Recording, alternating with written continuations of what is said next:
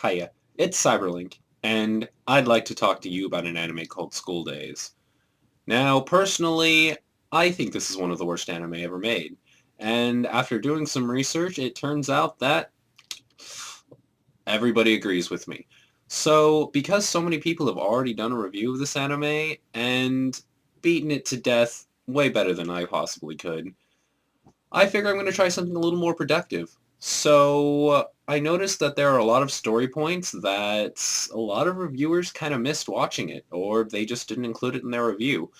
So instead of just logging a dead horse, I'm going to see if I can touch on some of the story points and see if I can bring something else to the table. So let's stop talking and see what we can do. Now, a lot of people who watch the show are going to think, well, this is where the story begins, and rightfully so, as these are the two main characters, and this is the first part of their little love connection. However, this is not where the story begins, this is just where the anime begins. So, we're going to jump forward a bit and take a look at what actually transpired before this to lead up to the series of events that we're going to talk about. Ladies and gentlemen, I present Setsuna. Now, Setsuna is the first person to have fallen in love with Makoto. Now, why haven't very many people talked about this? Well, it's probably because this anime has done the worst job possible of explaining it. But I'll try to give you the gist. Setsuna was bullied during her first semester, and Makoto saved her. Makoto then made her feel better, thus she started developing feelings for him. And instead of just confronting him about the feelings, she gets kind of shy and instead kind of sends her best friend Sakai after him, figuring that, instead of her trying to go after him and possibly getting rejected, she would just send Sakai, and if it worked great, she got to be his friend. If it didn't work, well then she didn't really lose anything. The problem here is that Sakai has seen another girl as his phone's background, and has figured, well, she's a lot prettier than I am, and pretty much does the exact same thing that Setsuna does. Instead of her trying to go after Makoto, possibly getting rejected because she thinks he has feelings for this other girl, she decides to play matchmaker, hook him up with the girl that she thinks he really likes, and then just settle for being able to be his friend. Now that we know what leads up to this, the beginning of the story looks a little bit different. So, Sakai's a dating genius and has successfully set Katsura and Makoto up for a very successful relationship. And I'm sure there will be absolutely no repercussions from her actually setting the guy that she likes up with this other girl. Awkward. Well, this can only lead to good things. Well, I guess the whole setting him up with another girl thing wasn't the greatest of ideas. So, let's see. How can I go about this in a way that I'll still be able to get to spend time with Makoto, but I won't be taking him away from Katsura? I've got it! So here's what I'll do. I'll be his stand-in girlfriend for a little while, and I'll let him do things to me that he would normally do to a girlfriend. Not only is he getting practice for what he wants to do with Katsura, and will be better at it with Katsura, but I also get time to spend with the guy I like, and I get to be his pretend girlfriend. As long as I don't take it too far, there really shouldn't be any kind of whoopsie daisies. Looks like this was another plan foiled by my raging hormones. You know what? That's weird. We're about halfway through the series, and the one thing I haven't seen yet is a beach epic. Oh, yeah! There it is! Okay, so I've kind of been trying to avoid it up until now, but you see this guy? This is our comedy relief. And don't worry, they're subtle about his comedy reliefness. Thank you for that boner shot, anime. That was not only completely necessary, but also totally hilarious. Back in Plotland, we are now left with a problem. Katsura and Makoto are going out over here. Sakai and Makoto are going out behind Katsura's back. Now, any logical person would know exactly how to handle this situation. Makoto could either sit Sakai down and say, Sakai, thank you so much for everything you've done for me. And I'm beginning to see just how much you really care for me, but I really don't want to screw things up with Katsura. The relationship's still pretty new, and I really want to hold on to this, so I think it's best if we just go back to being friends so that nothing goes wrong between me and Katsura.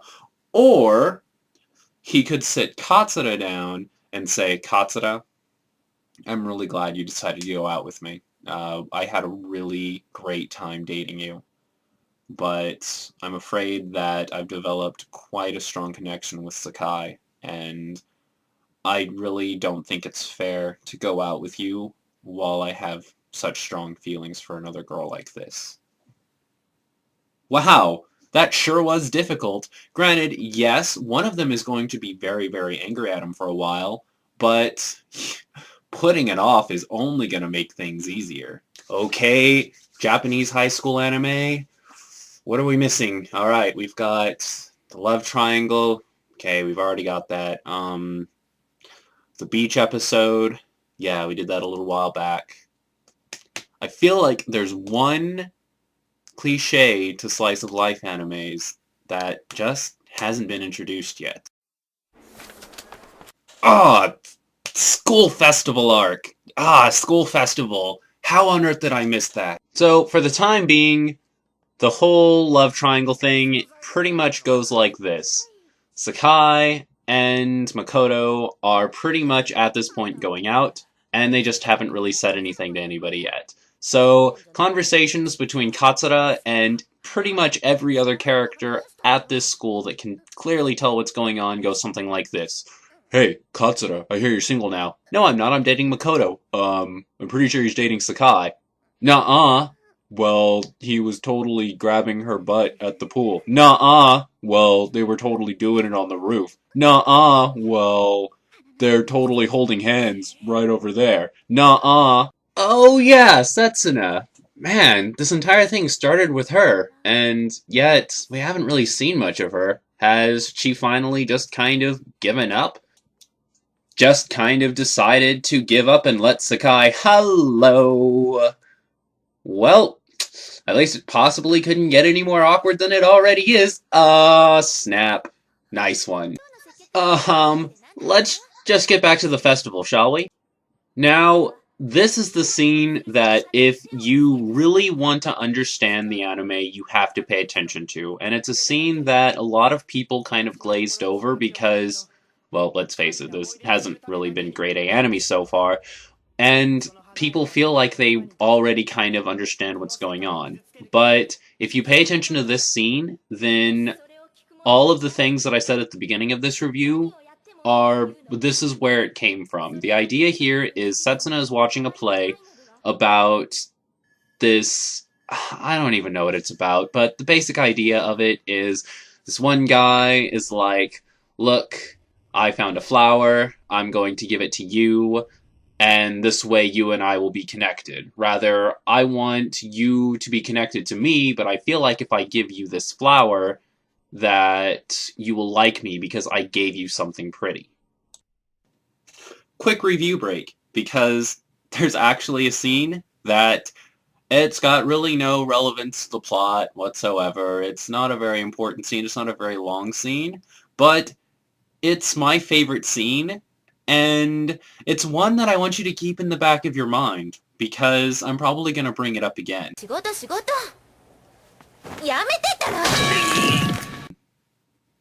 Delightful. Now, after being rightfully kicked out of the area where everybody's trying to get some work done, he ends up meeting with, I would say, a middle school pal. And the conversation between them pretty much goes something like this. Would you go on a date with me around the school?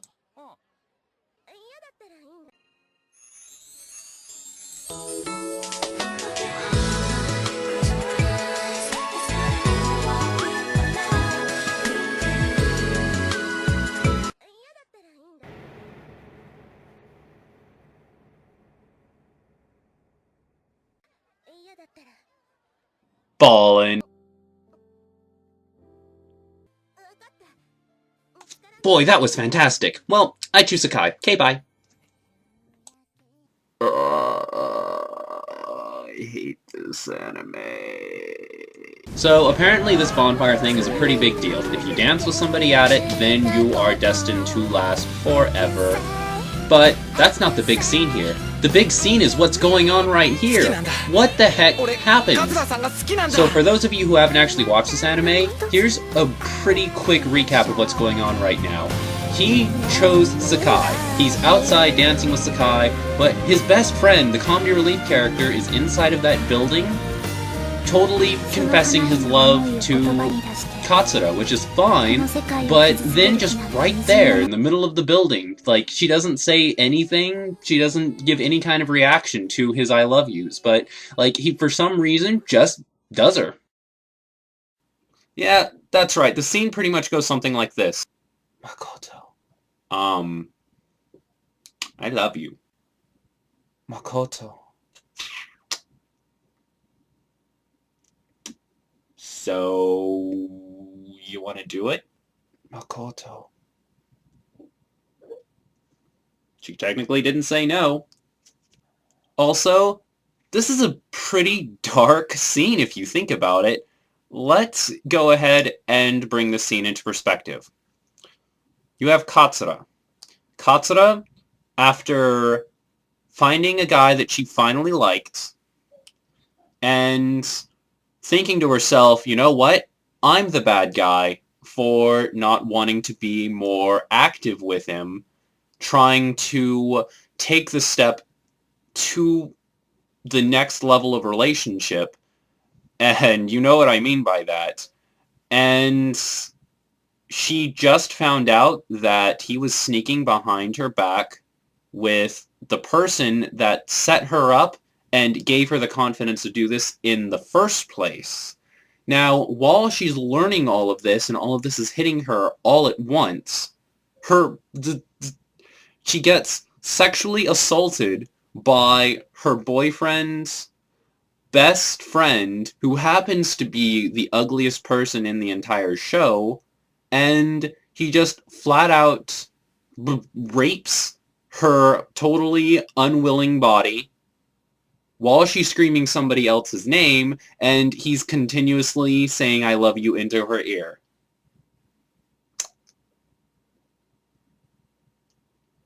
That's pretty messed up.